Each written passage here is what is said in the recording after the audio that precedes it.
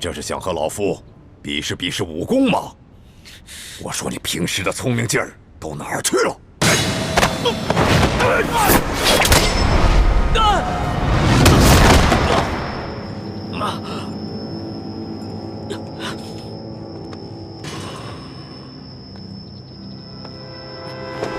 龙小弟，我来救你！没事吧？易欢，你疯了吗？你这个月的大补丸不想要了吗？义父，对不起了，请树干女儿要大义灭亲了。你别忘了，你哥哥和你都服下了老夫的大补丸。我告诉你，一旦毒发，你们会死得苦不堪言。鳌拜，咱们来做个交易吧，你放了皇上，我也求皇上放了你，怎么样？老夫真是看走了眼了。老夫原本以为你是一个聪明伶俐的丫头，没想到你这般幼稚。站住，鳌拜！你已经中了我的7步之道，如果你现在强行运功的话，你在7步之内就会毒发身亡。鬼丫头，你以为老夫会上你的当吗？就算老夫中了7步刀，也会在7步之内一样先毙了你们的命，让你们为老夫陪葬的。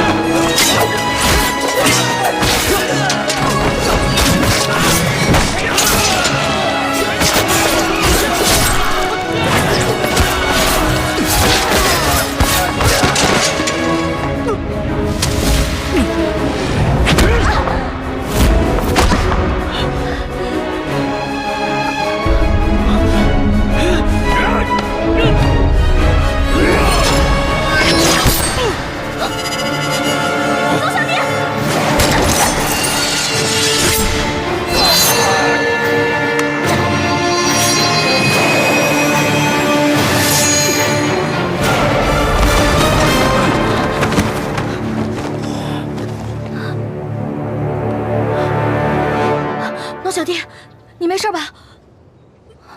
来，没事，慢点。没事，还好有你的金层背心。咱们我去救皇上，你去吧。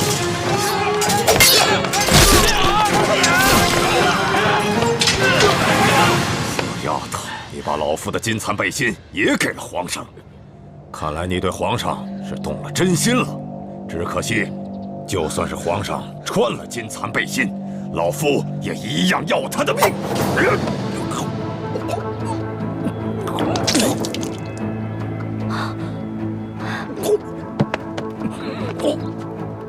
鳌拜，你果然与众不同啊！别人中了我的7步倒，只能走7步，没有想到你追了我们这么多步才倒，厉害啊！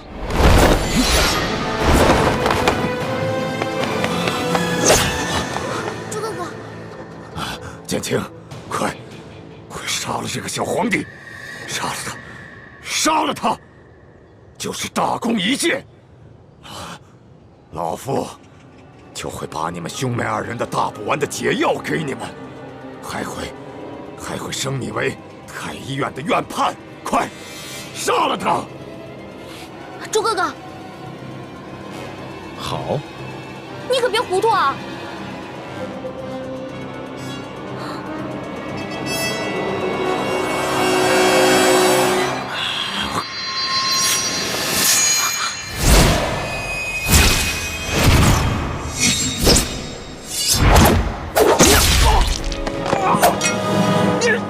中堂大人，你忘了，我是易欢的哥哥，当然要帮自己的妹妹。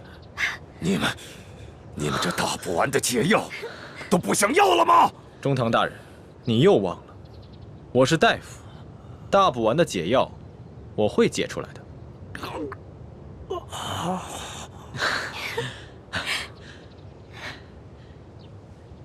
老大，你怎么受伤了？怎么流这么多血啊？我不知道，我竟然受伤了。哎，你疯了！你撕龙袍是杀头之罪，是我的。好。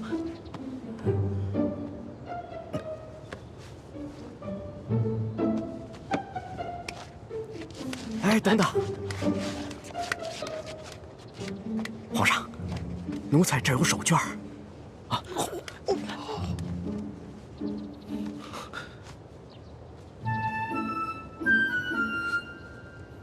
好些了吗？嗯。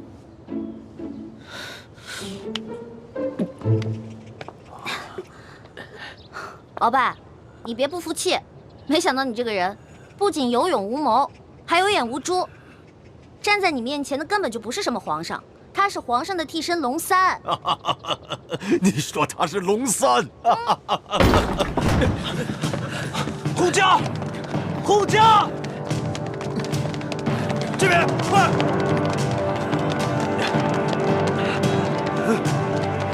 启禀皇上，情况果然如您所料，这宫中藏着数十个鳌拜的手下，奴才按照您的吩咐早有准备，才顺利的将他们拿下。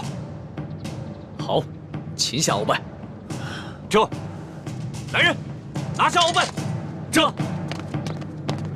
他真是皇上？对，这就是当今皇上。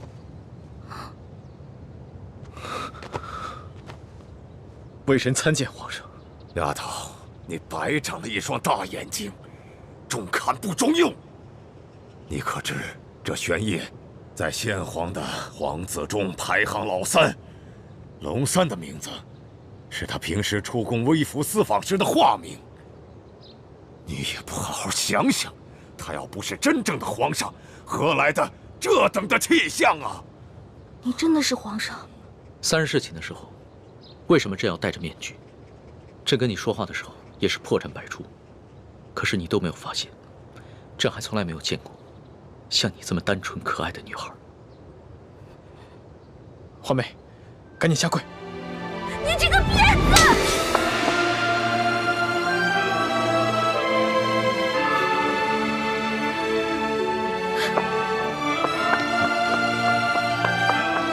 皇上，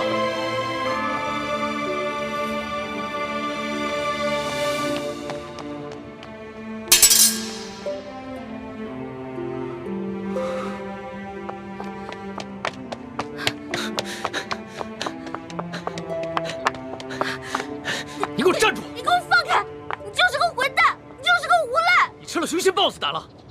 你不仅敢打朕，还骂朕是骗子无赖！你本来就是骗子，本来就是无赖！你知不知道你现在说的每一句话都够砍你100次头了？砍吧，反正现在鳌拜已经被你制服了，留着我这个猪脑袋也没什么用了。好，你不怕死是吧？那你哥哥呢？你知不知道你打了朕要被诛9族的？好啊，你先是利用我，现在利用完了对吧？我没有价值了，你就知道欺负我，砍我的头，还要诛我9族，有你这样欺负人的吗？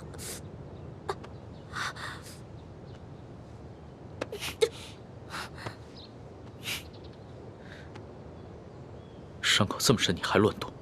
你等一下，朕马上让你哥哥过来给你止血。现在都要砍我和哥哥的头了，还止血干什么？朕难道不该砍你的头吗？你知不知道从小到大，还从来没有人打过朕，就算朕的皇阿玛在世的时候，也从来没有动过朕的一根手指头。那还不是因为你骗我？你跟我说你不是皇上，你是龙三，我是你的老大。那小弟做错事了，老大教训一下怎么了？那要你这么说的话，还是朕的错了。没错，就是你的错，谁让你骗我了？不过龙小弟，你不会真的要砍我跟我哥哥的头吧？你说呢？你当着那么多人的面打了朕，朕要是不惩罚你一下的话，还怎么君临天下呀？你还有没有良心啊？刚刚是谁冒死帮你跟鳌拜拼命的？刚刚你确实挺勇敢的。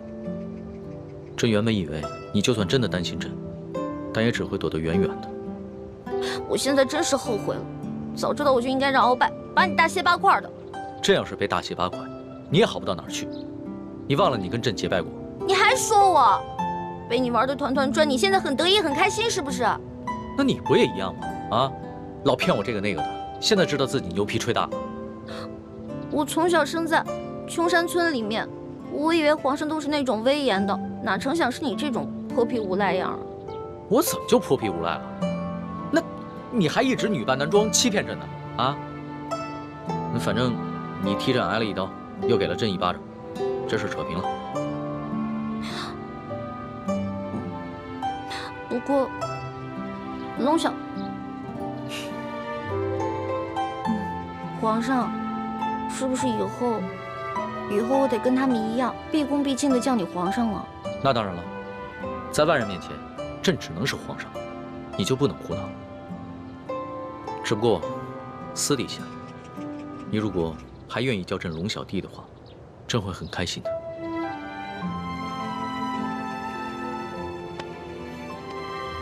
是不是疼死了？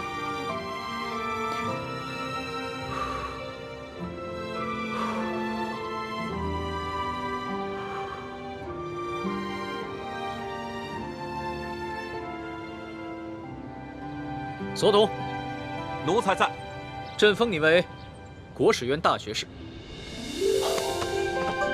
奴才谢主隆恩。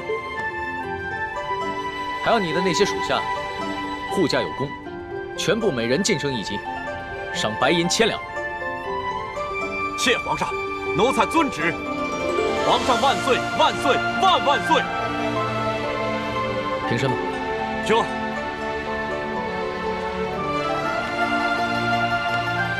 李建清，臣在。朕封你为太医院副院判，赏黄金100两。皇上，臣之医术还不够格担任太医院副院判一职，若是勉强忝居高位，于臣也未见有益。臣护驾乃是臣分内之事，不求封赏，只求当好一名御医。你年纪轻轻就能淡泊名利，很好。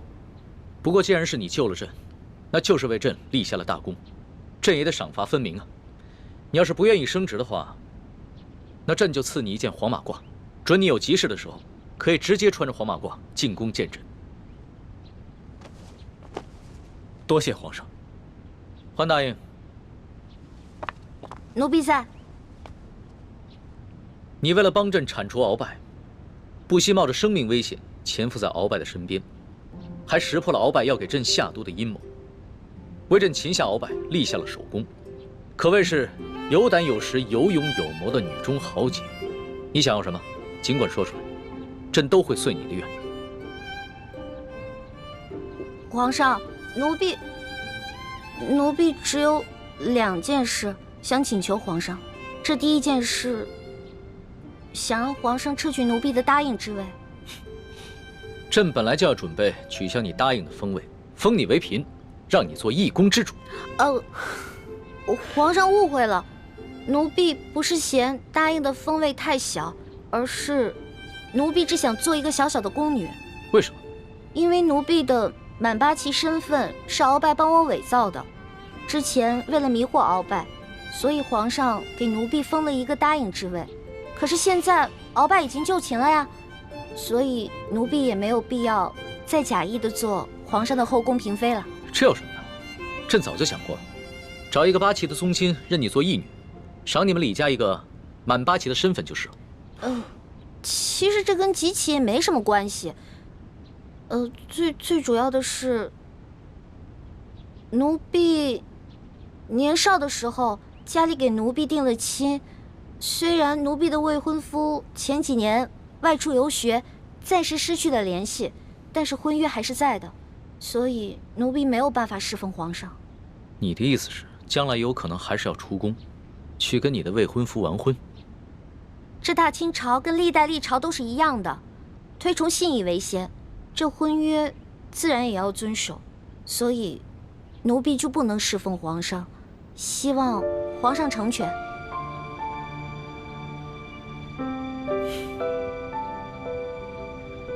你既然不愿意做朕的嫔妃，那朕也就不强求你了。你毕竟是立下了大功，朕也不会让你做一个普通的宫女。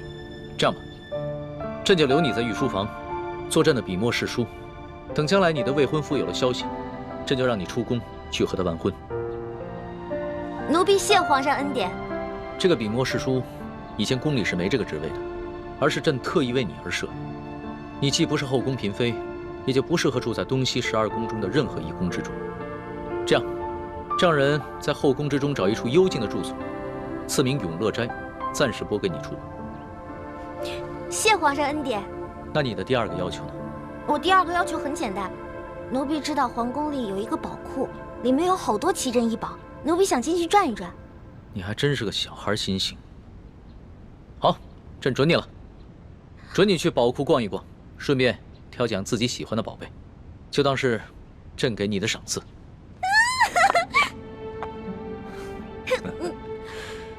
多谢皇上恩典。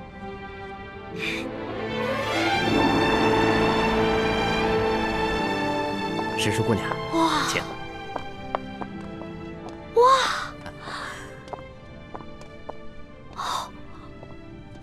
公公，这皇宫宝库里面有这么多的宝物啊！是啊，我都不知道挑什么了。石叔姑娘，我跟你说，这宝库中的奇珍异宝啊，有数十万件。姑娘喜欢哪一件，告诉我，我来帮你选。李公公啊，你可知道皇上为何让我来选宝物啊？这个不知道，但是我知道，如今姑娘可是皇上身边的大红人呐。我在这宫中已经30、40年了，还是第一次看到奉旨到宝库中来选赏赐的事情啊。来，这皇上啊，让我来挑宝物啊，实际上是给我下了道密旨，是让我来这儿找铜匣的。哎，但是这事儿除了皇上知道，只有你我知道，不许告诉第4个人啊。奴才明白，姑娘你放心。我在这宫中当差好几10年了，就一样好处，嘴巴紧，从来不乱讲话。这个好，继续保持啊！好，走，我带你去看看册子啊。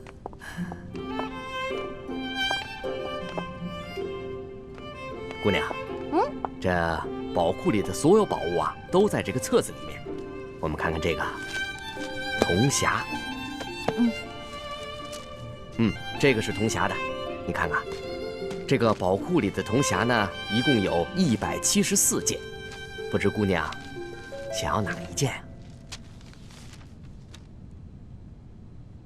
李公公啊，这个铜匣呢？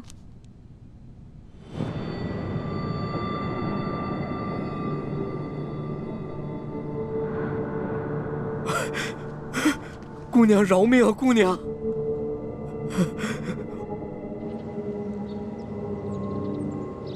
什么？铜匣被鳌拜拿走了？李公公说大概3个月前吧，这个鳌拜呢私自拿走了一个铜匣，还叮嘱他不能告诉任何人。我去登记册上看到铜匣的形状，应该就是我们要找的那个。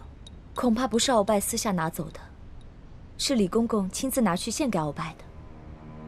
这个李公公现在还不知道，我们已经知道了他是鳌拜的内奸，所以他在言语中呢为自己脱罪遮掩。哎，朱哥哥，我可听了你的话啊，没有揭穿他。你刚才说什么？3个多月前，那不正是义父告诉我们铜匣秘密的时候吗？难道鳌拜也知道了铜匣的秘密，所以抢先一步拿走了铜匣？可是鳌拜怎么知道铜匣的秘密呢？难道我们明珠谷出了奸细？奸细？我觉得会不会是鳌拜觉得那个铜匣很顺眼，自己比较喜欢，就顺手拿走了呢？环美，这么大的事情，我们不能存在侥幸心理。皇宫的宝库中有数10万件的珍宝，鳌拜偏偏选中了铜匣，一定是铜匣的秘密泄露了。那也就是说，咱们明珠谷有内奸了，那怎么办啊？眼下之计，只有想办法到鳌拜府上拿到铜匣，在暗中通知师傅们排查谷中所有人，找到奸细。学姐姐说的有道理，之前这康熙啊，一直担心我中了大补丸的毒，但他不知道咱们已经把毒悄悄的给解了，所以呢，我可以借口找解药，亲自搜查鳌府，康熙肯定会答应我的。环美，康熙一直对你言听计从，就连你之前打了他一巴掌，他也饶恕了你。但是，你千万不要被他的柔情蜜语所迷惑。哎，朱哥哥，哎呦，你在其他事上都挺大气的，怎么这件事上这么小气呢？我接近康熙，还不是为了帮你实现为你父皇报仇、光复大明的梦想，结果你还怀疑我。对不起，环美，是我想多了。也不知道为什么，我心里总是不踏实。等我们拿到了铜匣，一起撤出紫禁城，再也不要见康熙了，好吗？怎么，你不愿意啊？哎呀，说实话啊，在这皇宫里呢，有最大的老大罩着我，想吃什么吃什么，想玩什么随便挑，这种感觉还真让我轻飘飘的。我还想多享受几天呢。你呀，哎呀，好了，我只是把我自己内心的话说出来而已嘛。为了不让你生气，我保证等找到铜匣以后，跟你们一起撤，行了吧？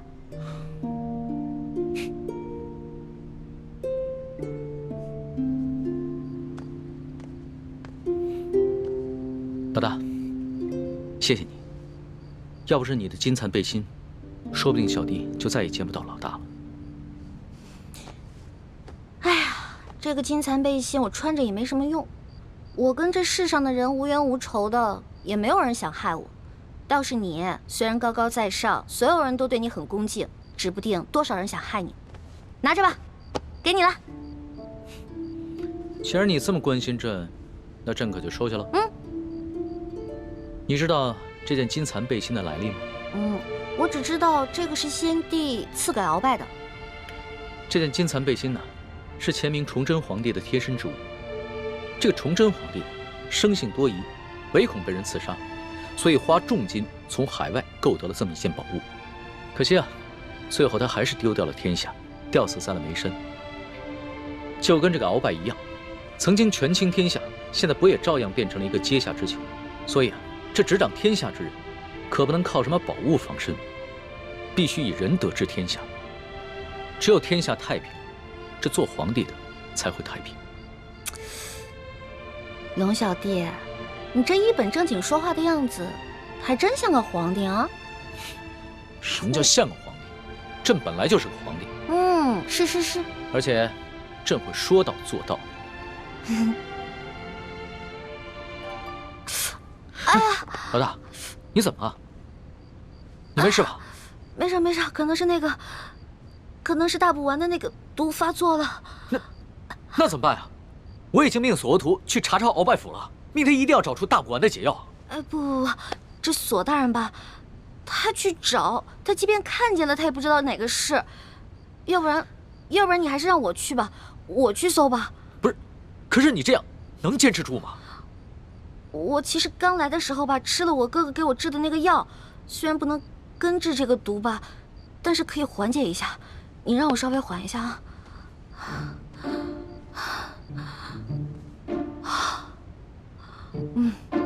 好多了，应该没问题了。行吧，那你就赶紧拿上朕的金牌，去鳌拜府查吧。老小弟，如果我去搜的时候看到一些金银财宝，我能不能顺便带走点？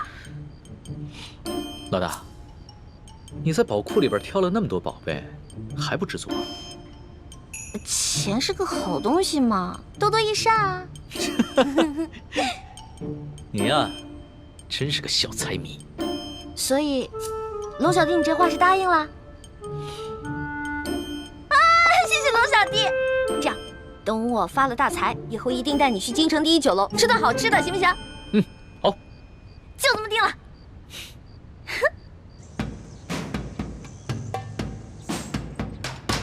还不去？石树姑娘，这都是为你准备的。来，尝一尝，应该是不错的啊。经典一下。好吃。好吃吗？好吃。啊。翡翠时间，这边。的确好吃。等一下。啊。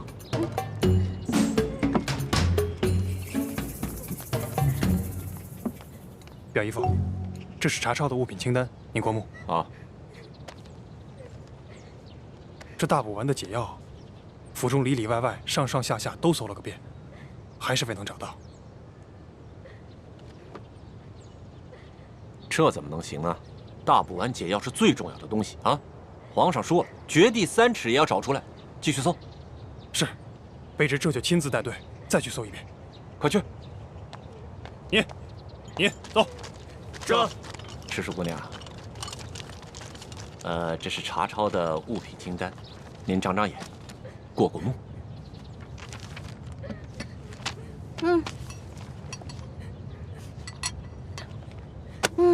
不用看了，这个不对。不对。嗯。哪里不对啊？啊，赤树姑娘。这个清单啊，肯定不对。这不对吗？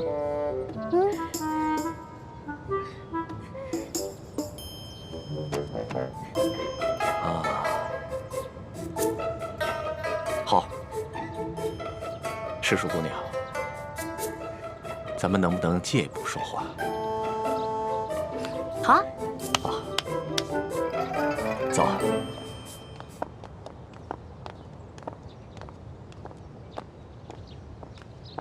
参见大人。行了，走吧，走吧。行，走。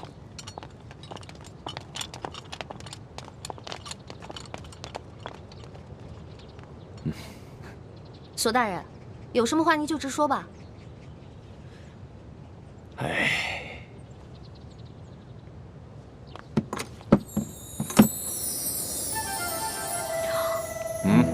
哇，这么多金银珠宝啊，连在皇宫的宝库里都没见过呀。赤树姑娘，你这眼光挺毒啊，一眼就看出这账目不对啊。实话实说吧，这2箱宝物还真就没入账。咱俩来鳌拜府也不能白辛苦这一趟吧？咱们2:1天作5，把这2箱宝物给他分了，这样如何？分了，这不太好吧？这有什么不好的啊？这皇上命咱们俩来查抄这鳌拜府，其实就是想赏咱们俩一个发财的机会，这你都不懂吗？那也是，咱就别跟皇上客气了。是啊，那咱跟皇上客气什么呀？啊？那这样，一会儿你找个人啊，帮我把这箱抬到永乐斋去。没问题啊，这个包在我身上，你就不用担心了啊。那石叔姑娘，这些账目可对了？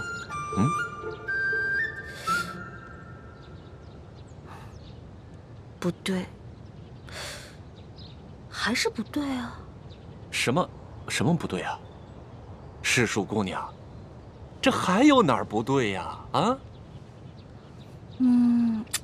这个不对。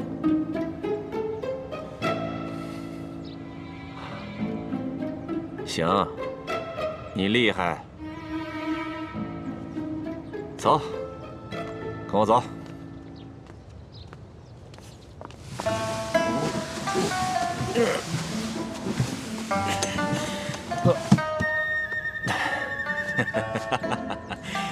哎呀，世叔姑娘，这是我藏的最后一箱的宝物了，啊，没入账的宝物了。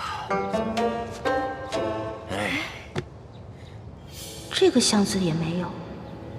鳌拜到底将铜匣子放到哪儿了？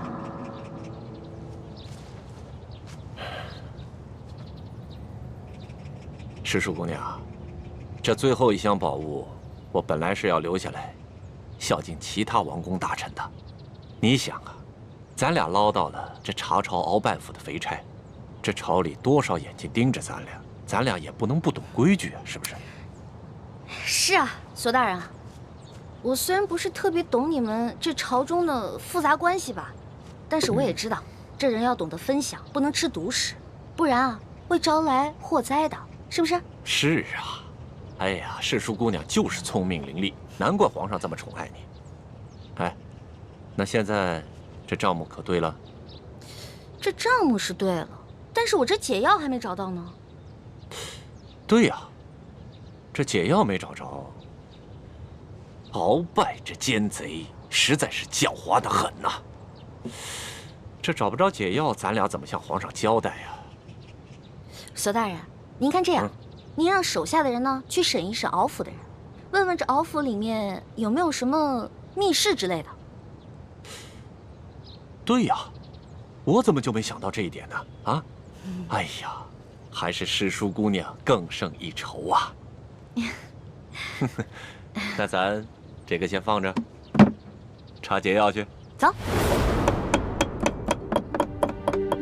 诗书姑娘，你瞧这个地方机关重重，也不知道藏了多少宝物，说不定这大补丸的解药就藏在里面。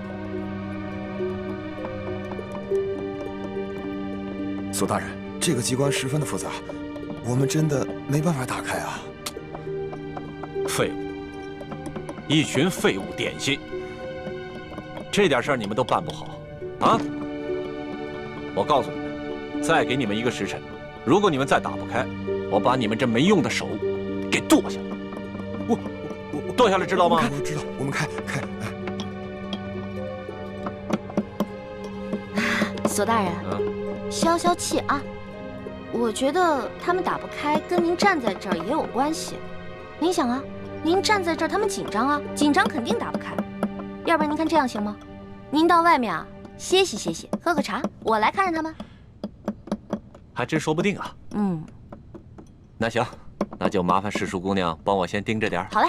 啊，你们听好了啊，一切都听诗书姑娘的安排。是。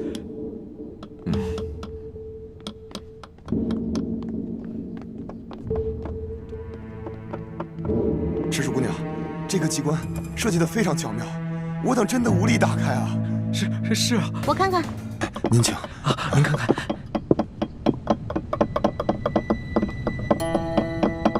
哎，诗书姑娘，你也会开机关啊？嘘，小声点啊，这事儿不能声张。这个机关我要是开不了的话，你俩手可就保不住了啊！是，我们不说。我这次要是开不开的话，千万别怨我啊！不会，能开。哎，您请。哎，您请。天灵灵，地灵灵，保佑我一定要开啊！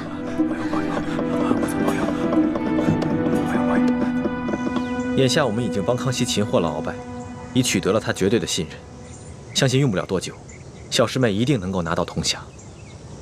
真没想到，事情进展得这么顺利。这10几年来，我们一直没能完成的任务，居然被你们几个月之间就完成了。看来你跟易欢真是我大明的福星，受天之庇佑啊！等找到铜匣，樊师妹和叶师弟再拿到1号金钥匙以后，我们就能取出藏宝图，招兵买马。到了那个时候，光复大明的大业就成功一半了。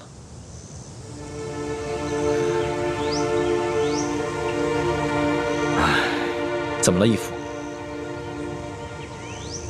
有件事情藏在我心里已经很多年了，我现在告诉你，你也要把它藏在心中，不能告诉任何人。义父，请讲。孩儿定当守口如瓶。你可知道，我为何让你们活捉孙府？为了清除逆党，同时追查二哥四星的下落。那你可知道我为何要急于见四星？二哥四星乃是义父的亲生儿子，当年曾随义父出生入死，立下过汗马功劳。现在二哥下落不明，义父下定决心寻找他，当然是出于父子人伦，人之常情。我急于找到四星，并不仅仅是因为父子情深。你可知，那镶着玛瑙的第2号金钥匙，当年就在我的手上。当时我为了掩护先帝逃亡，自知必死，就把那金钥匙交给了四星。义父是说，那2号金钥匙随着二哥不知所踪了。当年我本有机会救我的妻女，但你就把太子交给我，你的座位让给晋王妃。陛下，万万不可！就你和皇后，快登车吧。臣已经为臣妻备好了马车。父王，你竟然让母妃和妹妹另列马车，马上就到。刚刚陛下明明让母亲上车，你却不让。你明明知道武三桂马上就要破城了。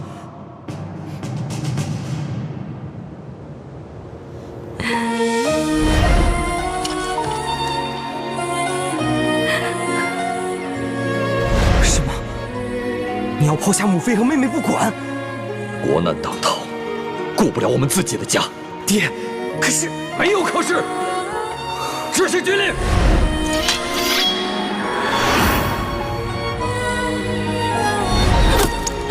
娘，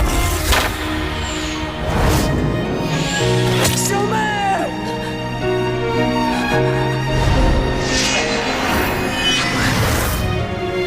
从今往后，你不再是我爹。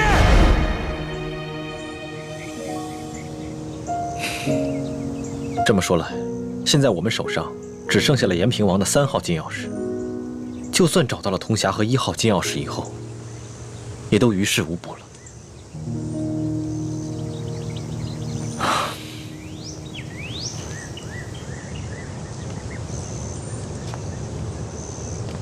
这么多年来，这件事情一直是我心头的一块大饼。我没敢告诉任何人，但现在我不能不如实向太子禀报。都怪我耽误了光复大明的大业。义父千万别这么说。义父为我大明，为我朱氏，已经牺牲的够多了。义父，等我们找到铜匣和1号金钥匙以后，我们再一起寻找二哥的下落。死刑多年来杳无音信，我怀疑，如今他早已不在人世，要不然就是故意隐藏起来，以此来惩罚我当年的狠心。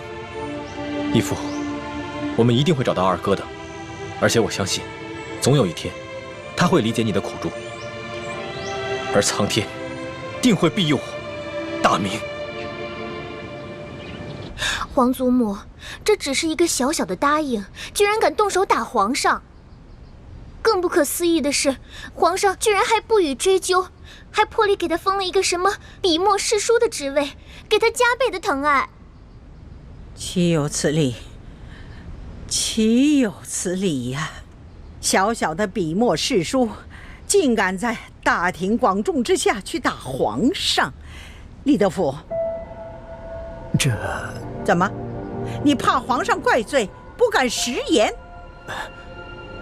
回太皇太后，不是奴才不敢直言，当时奴才和索大人还有宫里的内侍全都低头跪在地上，只听见一声清脆的响声，没有看清到底发生了什么事啊。那其他人呢？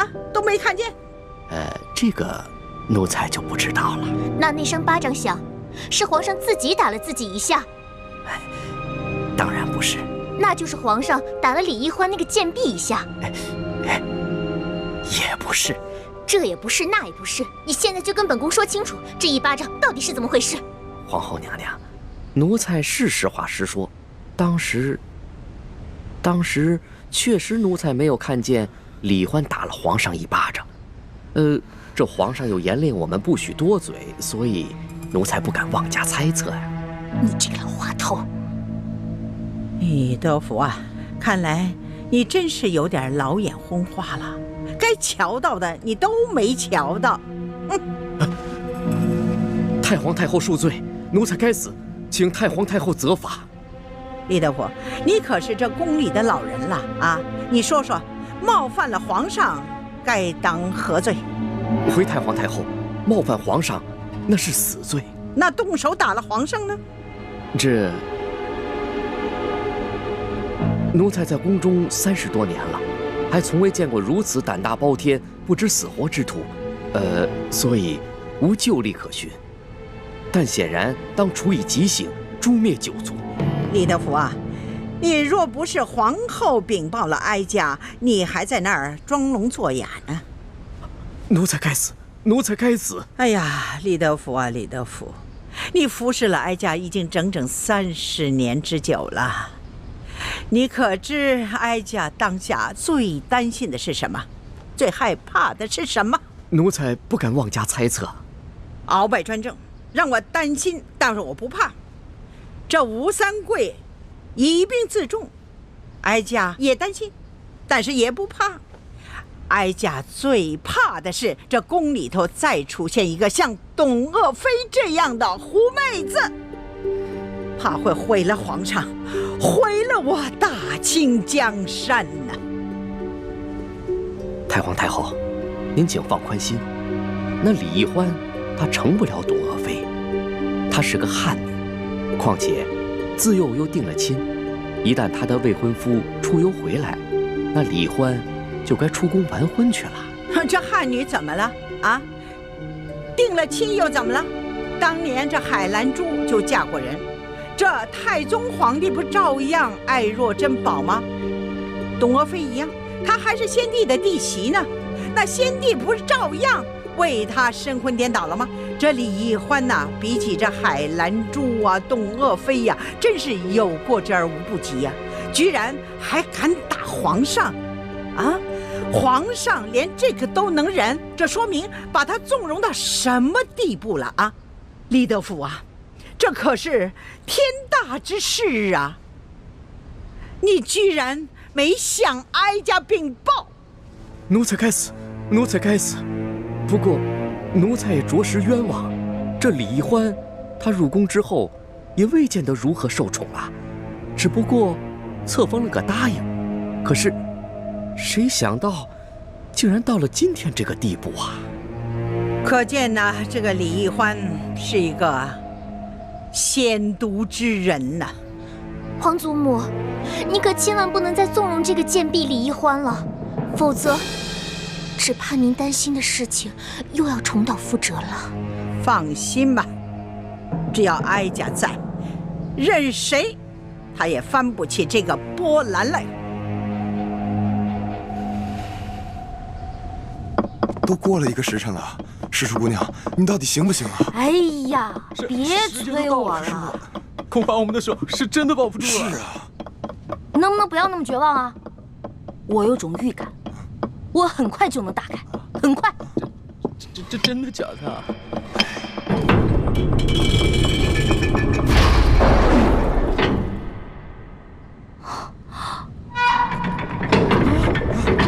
这个时辰了还没打开吗？天哪！我打开了，我打开了！我打开了！诗书姑娘，你可太棒了！哎，诗书姑娘，真是没想到，你居然会开机关呢，太了不得了！走，不是，我不会开机关，我是之前皇上不是安排我在鳌拜府当卧底吗？我看见过几次，照葫芦画瓢，您看捣鼓了1个时辰才给捣鼓开。哎，诗书姑娘，真是没有想到。你看这么一次就能够记下手法来，这可太了不得了，真是聪慧过人呐！走，咱们休息一会儿。如今鳌拜倒台了，我弟弟有何反应？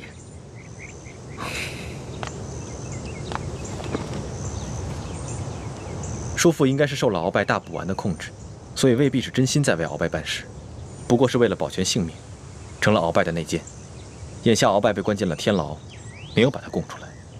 我们也没有揭穿他，所以康熙也未曾怀疑过他。眼下他在宫里的日子，也算是风平浪静。那，如果我向他表明身份，以你对他的观察，他是否会认我这个亲大哥？是否会弃暗投明，加入我们光复大明的联盟？这个很难说。我曾经试探过他几次。他常常感慨自己孤身一人，似乎十分想念从前的亲人。不过他毕竟在宫里生活了几十年，已然变得十分麻木且圆滑，而且他现在有钱有势，我猜他不会为了跟义父的兄弟情谊而放弃眼下所拥有的一切。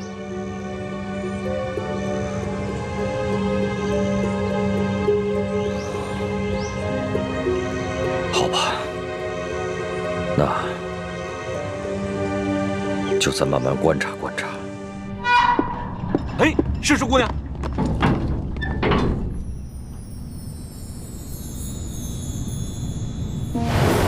你们俩把工匠带走，给他们打赏，快！知。没想到啊，这鳌拜老贼的密室，珠宝多的比皇宫还多。可不嘛。哎，索大人。要不然这样，咱俩呢先挑点，剩下的入账，您觉得呢？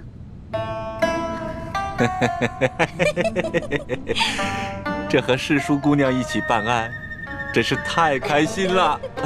是，您那边，我这边，怎么样？行动！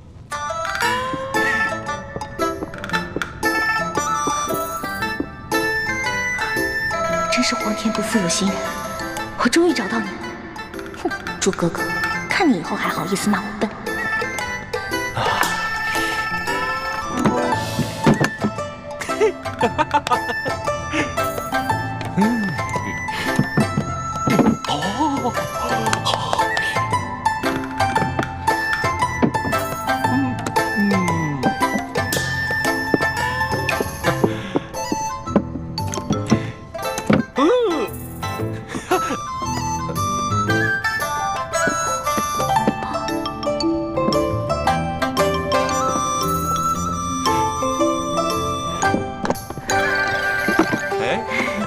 世淑姑娘，你这就挑好了？当然了，再多挑点吧。哎，不了不了，我挑的已经够多了。索大人，您再接着挑点呗。我呀，哎呀，我想起来了，不对呀。怎么了？这大补丸的解药还没找到呢，怎么跟皇上交代？那您要不要再带着手下人继续看看？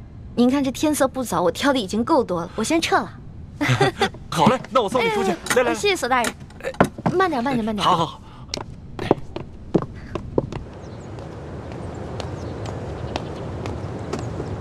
李太医，太皇太后凤体前安，李太医，赶紧过去看看吧。好，卑职这就过去。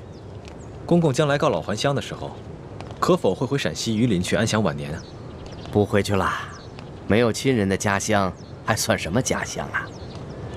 公公在这世上，当真连一个亲人都没有吗？本来是有个孪生哥哥，但几十年杳无音信，恐怕早已死在乱军之中了。万一公公的哥哥吉人自有天相，还活在这个世上呢？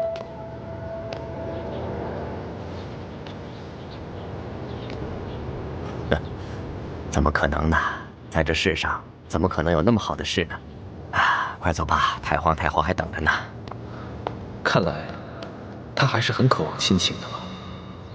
如果义父出面与他相认，他一定会很惊喜吧。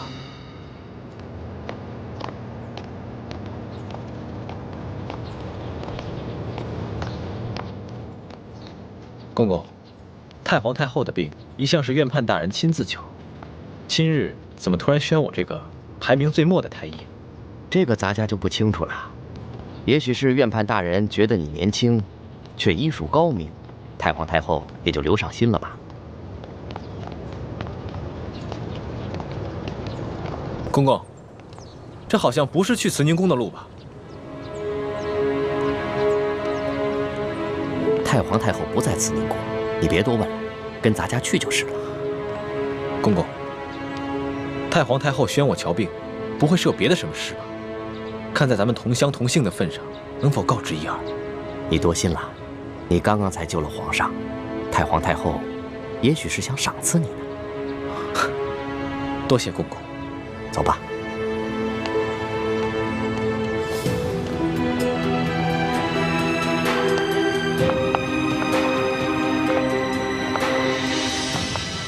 厉贵人，您吉祥。李公公安好。微臣参见厉贵人。李太医免礼。谢厉贵人。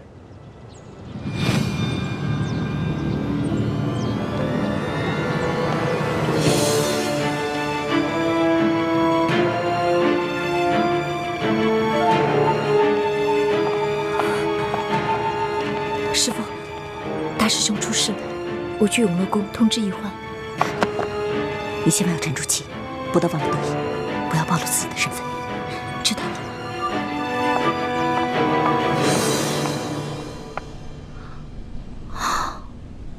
踏破铁鞋无觅处，得来全不费工夫啊！如果朱哥哥看到这个铜匣子，一定会惊喜万分的。到时候我就将找到铜匣子的过程说得惊心动魄，让他们以后再也不敢小瞧我这个小师妹了。哼！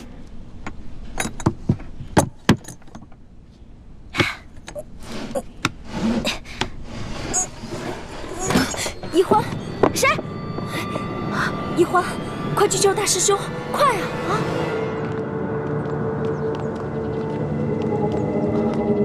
李公公，太皇太后不是宣我来看病的吗？怎么把我带到这儿来了？有什么事情，先进去再说啊！开门。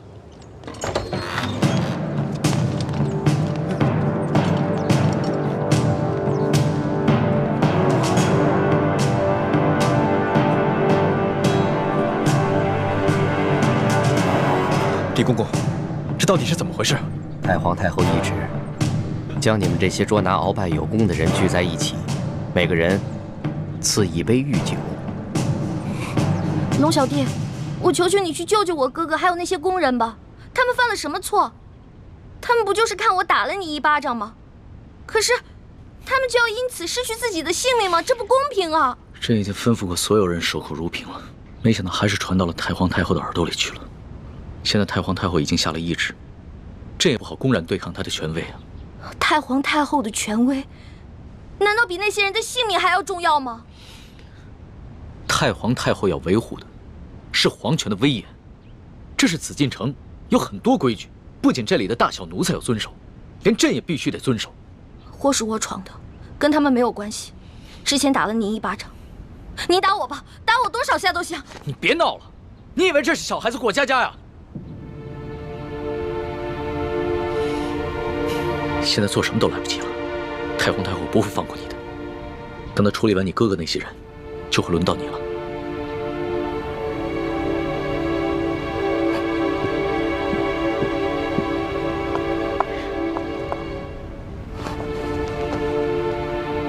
那皇上，您还是先杀了我这个祸首吧。如果先杀了我的话，死在哥哥的前面，我就不会那么内疚了。懿欢呢？懿欢，你还老说自己是朕的老大，一到这种危险的时刻，你就这么没出息的以死相要挟啊！您现在是高高在上的皇上，我只不过是一个小小的奴婢，我只能求您大发慈悲，饶了我哥哥。少说的那么可怜，你什么时候把朕当过皇上？不一直把朕当成你那个结拜小弟吗？奴婢再也不敢不知天高地厚了。您现在是皇上，不是奴婢的龙小弟。皇上，之前都是奴婢错了，要罚你就罚奴婢吧。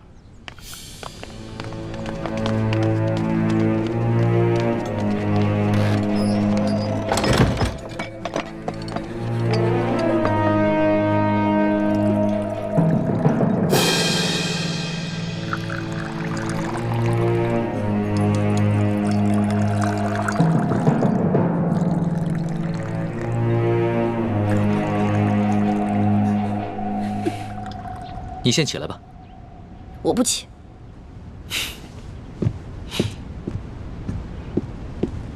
起来吧，这么跪着也不是办法。皇上，我求求您了，您能不能去救救他们呀？如果他们因为我而死，我肯定会内疚死的。楼下，皇上，你就救救他们吧。人自然是要救的，但你倒是说说，这要怎么说服太皇太后啊？您可以跟太皇太后讲齐桓公跟管仲的故事。当年，管仲为了救自家主子，向齐桓公射了一箭，但是那个箭正好射到了齐桓公的腰带上，齐桓公没有死。后来，齐桓公不计前嫌，任用管仲当了国相。管仲感激涕零，倾尽一生的才华，辅佐齐桓公，最后成为春秋五霸的首位。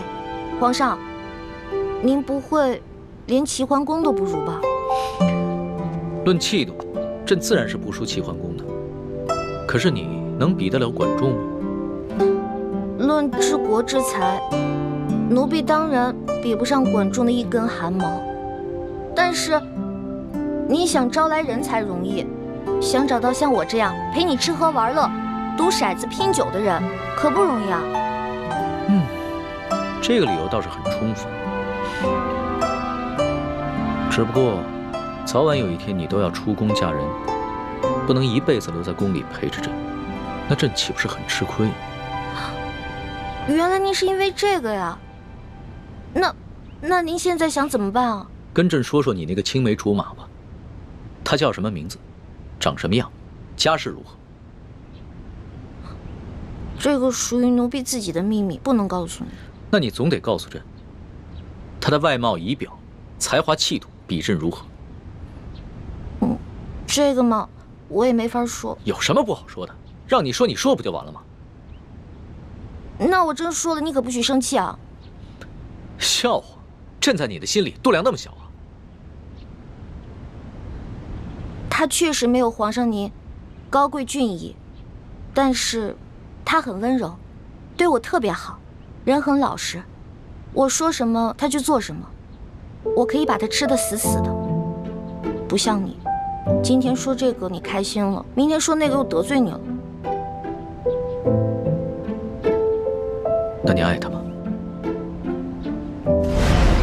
二师傅，我头晕。师傅带你去休息啊。二师傅，一环他是在装病，你千万别上了他的当。一会儿大家练完功，再罚你扎半个时辰马步。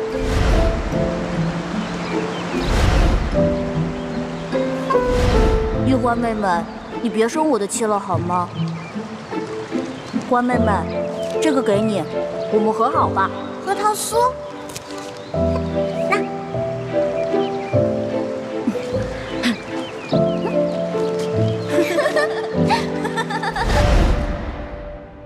哎呀，皇上现在都什么时候了，您还说这些闲话？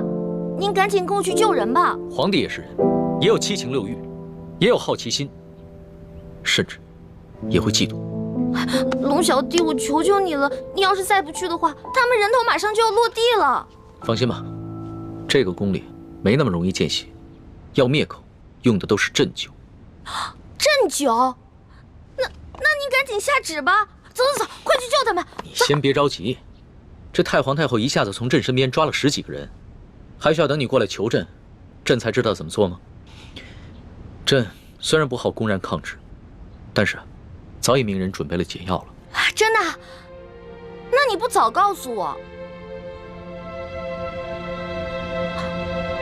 不对，你是不是得需要什么条件才能给我解药？当然。朕就想问你一个问题：你爱这个青梅竹马？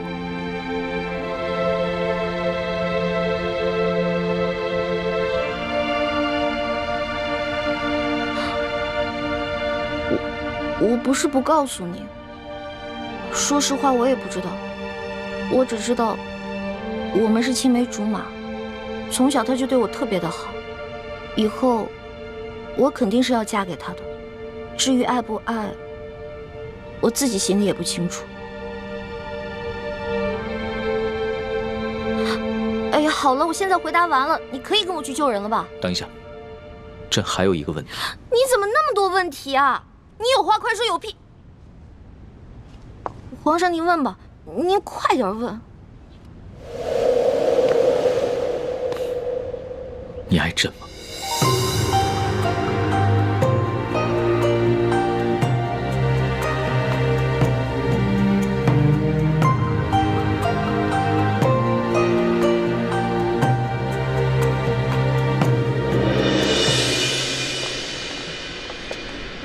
这是太皇太后赐给你们的御酒，你们每人各取一杯，享用吧。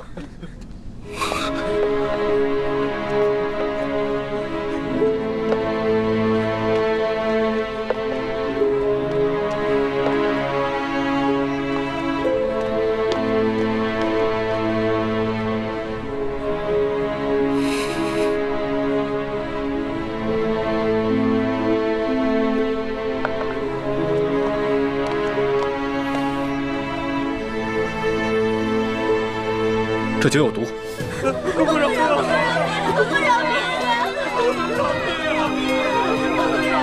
李公公，太皇太后为何要赐毒酒给我们？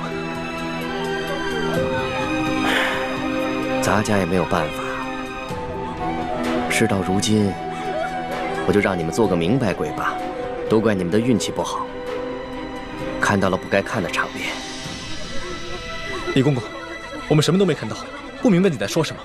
还请您帮我们向太皇太后求个情，饶了我们大家吧。咱家没有这个面子，更没有这个胆子。这太皇太后的懿旨既然已经颁下来了，谁都救不了你们了。这毒酒，你们喝也得喝，不喝也得喝。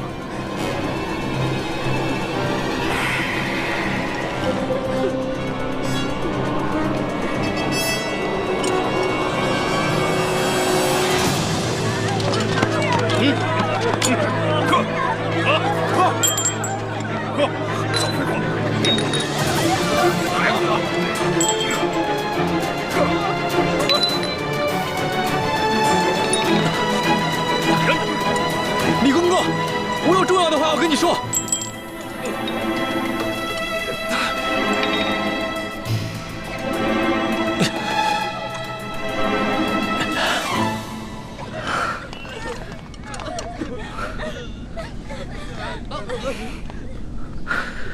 李公公，我知道你和我们一样，都服过大补丸，都是鳌拜埋在宫里的棋子。今天，你若不救我和这些工人，那么你的秘密，我也不会再替你保守了。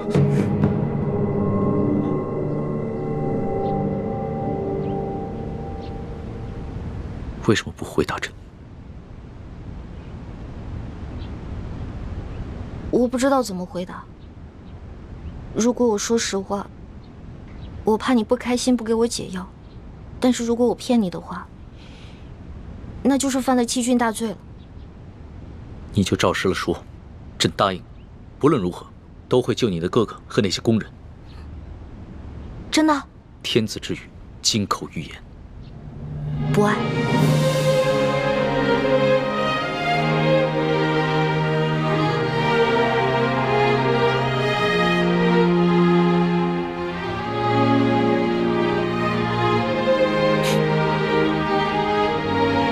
这两个字说的真干脆，丝毫不顾及朕的感受。我之前就跟你说过，皇上是这个天下最不值得女人爱的人。可是作为老大，也许我会爱上结拜小弟龙三，但是作为奴婢，我永远都不可能爱上皇上。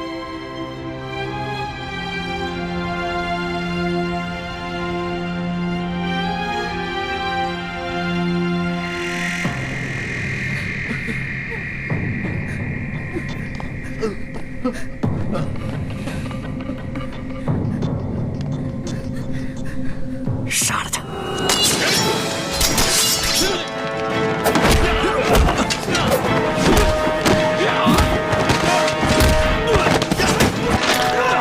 李德福，想不到你要杀我灭口！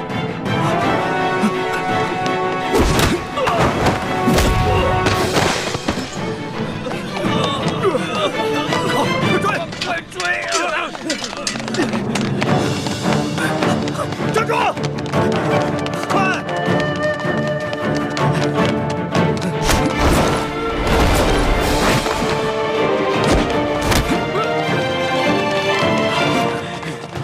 李太医，你杀了我，你也活不了。李德福，你别以为杀了我就没有人知道你是鳌拜的内奸了。你别忘了，我还有我妹妹易欢，我若是死了，她绝对不会放过你。李太医，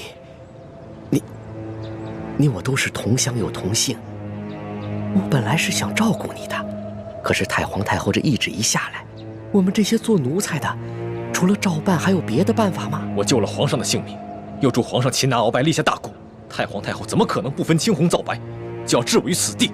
哎，都怪你那个妹妹啊！仗着皇上对她的宠爱，她就无法无天。我在这宫里都已经几10年了，我从来没有看见过哪个宫人敢打皇上的。易欢呢？现在怎么样了？我不知道，但我知道太皇太后不会放过她。李太医，你先把我放了，继续替我保守秘密，让我去向太皇太后求情，我尽量求情，你看怎么样？那些工人呢？哎呦，这都什么时候了？咱们都泥菩萨过河，自身难保，哪还有闲心顾及他们呀？不行，我不能眼睁睁看着这么多无辜的人丧命。我要见皇上。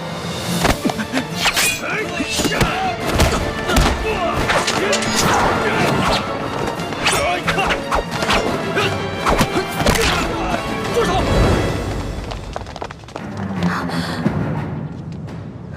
皇上，微臣参见皇上。凭什么？李太医，朕赦你无罪。你现在马上和索额图去解救那些中毒的工人。微臣遵旨。这，快！李德福，这差事你办的可真是用心呢。皇上恕罪。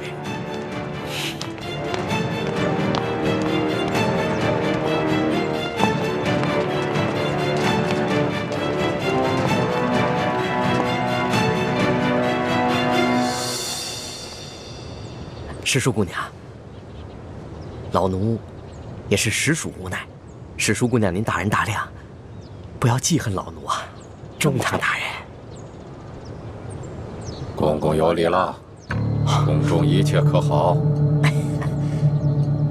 中堂大人，您放心吧，一切尽在中堂大人的掌控之中。皇上好吗？皇上现在还是每天跟一些小伙伴们摔跤玩耍，无心朝政。他那都是故意做给老夫看的吧？当年顺治爷临终托孤的景象，老夫是历历在目。不过如今皇上翅膀硬了，不把我等老臣看在眼里了，是时候给他点教训了。啊，那中堂大人，您的意思是？每日给皇上一盅补药吧，接着看着他喝下去，懂了吗？奴才懂，奴才懂。你是如何知道的？公公，我这口技练得还不错吧？原来那晚你也在马车上，那你是如何知道是我？公公啊，虽然您那天行事谨慎，带着黑纱，我看不清您长什么样子，但是我看到了你耳朵后面那颗痦子，所以我还是认出了是公公您。李欢，太皇太后果然说的没错，你真不是一个简单的小丫头。可是李公公啊，这太皇太后也看错了您啊，您也不是一个忠心的奴才啊。你到底想怎么样？李公公，您知道的，我这个人啊是不会害别人的，但是我最讨厌的就是那种害人的人。所以，只要您不对我们兄妹两个起什么歹心，那我们自然不会对您怎么样。但如果您的心里对我们兄妹两个，皇上，等等我。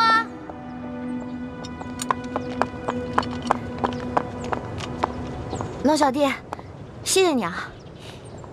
其实就算你不求我，我也要救那些工人们。虽然这会让太皇太后特不高兴，但是朕已经擒下了鳌拜，真正亲政，朕必须坚持己见。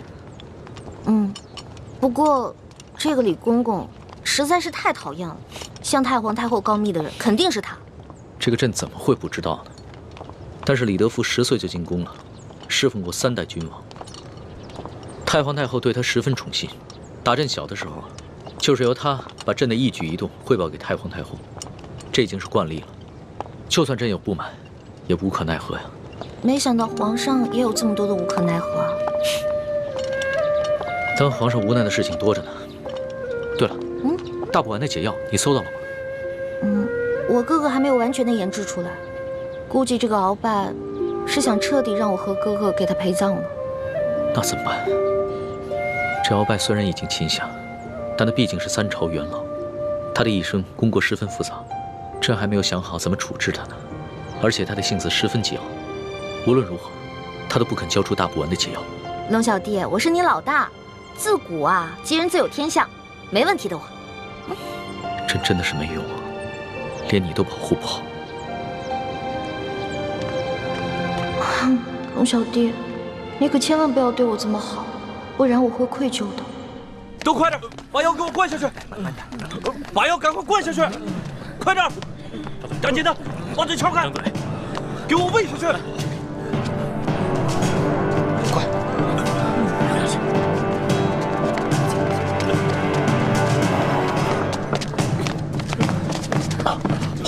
不必多礼，先救人吧。快救人！皇上，我已经安排他们把药都给灌下去了。那他们是不是得救了？药已经喂下去了，命是保住了，但是……但是什么？但是，这酒毒性实在太烈了，纵然服下解药，毒素也早已侵害了他们的咽喉。从今以后，他们再也不能说话了。张嘴。你是说，他们以后都是哑巴了？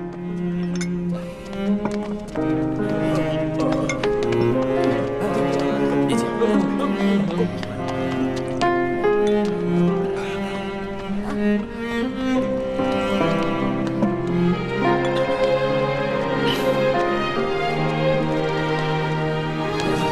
是我害了，对不起，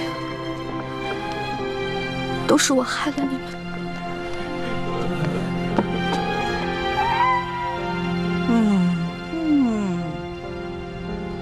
哎呀，李德福啊，连这点事你都办不好，你真是不中用啊你！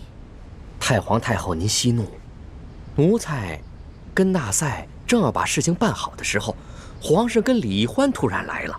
皇上让奴才放人救人，奴才哪敢不遵从啊？哎呀，皇上是中了李易欢的毒了，中毒不浅呐。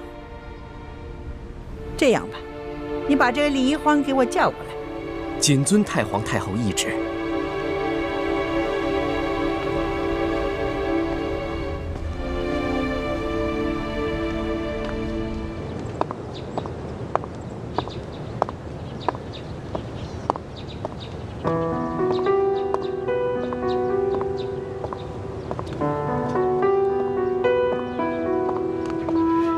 龙小弟，没想到我冲动打了你一巴掌，居然害了这么多无辜的人。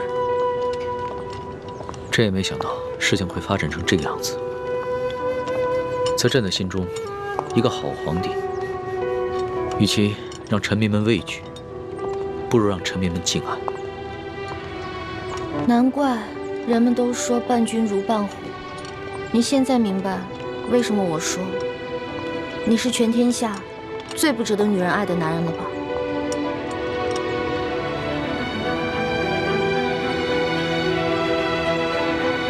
易欢，朕知道这件事情在你心里一定留下了很深的阴影，你更不可能会爱上朕了。